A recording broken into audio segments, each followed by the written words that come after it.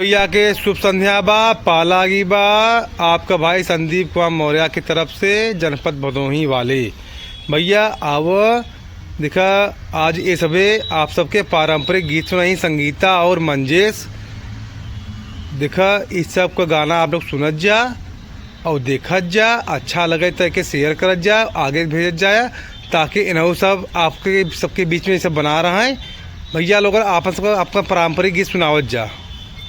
हमरे जन में ललनवा हमार पिया, हमरे जन में ललनवा हमार पिया, हमरे जन में ललनवा हमार पिया, हमरे जन में ललनवा हमार पिया।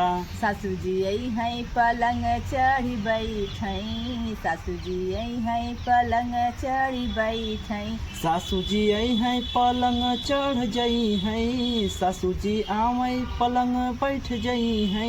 हमका बड़ा बुरा लागे हमारे पिया, हमका बड़ा बुरा लागे हमारे पिया, हमका बड़ा बुरा लागे हमार पिया, हमका बड़ा बुरा लागे हमार पिया। हमरे जन में ललनवा हमारे पिया, हमरे जन में ललनवा हमारे पिया, हमरे जन में ललनवा हमार पिया, हमरे जन में ललनवा हमार पिया। जेठनी जी आई है पैसा बचई है, जेठनी जी आई है पैसा बचई है, जेठन हमका बड़ा बुरा लागे हमारे पिया, हमका बड़ा बुरा लागे हमारे पिया। जेठनी जी आई है पैसा बचई है, जेठनी जी आई है पैसा बचई है, हमके बड़ा बुरा लागे हमार पिया, हमके बड़ा बुरा लागे हमार पिया।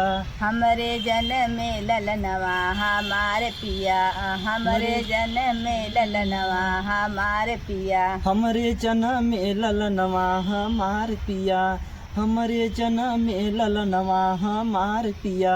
ननदी जो आई है घरे घरे घूमी है, ननदी जो आई है घरे घरे घूमी है, हमका बड़ा बुरा लागे हमारे पिया, हमका बड़ा बुरा लागे हमारे पिया। ननदी जी आई है घर घर घूमी है, ननदी जी आई है घर घर घूमी है, हमका बड़ा बुरा लागे हमारे पिया, हमका बड़ा बुरा लागे हमारे पिया।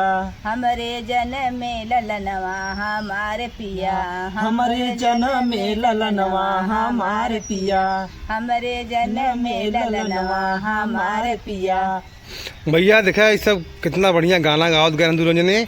आप सबके अच्छा लगा तो आप लोग की खूब शेयर करत जाए, खूब ये गाना के खूब प्यार दे जाए, अपन दुलार दे जाए, इनके सबके खूब आशीर्वाद दे जाए ताकि ये सभी भी आप सबके बीच बना रहा है। सभी भैया के हर हर महादेव, जय माता दी। और भैया सबके शुभ संध्या।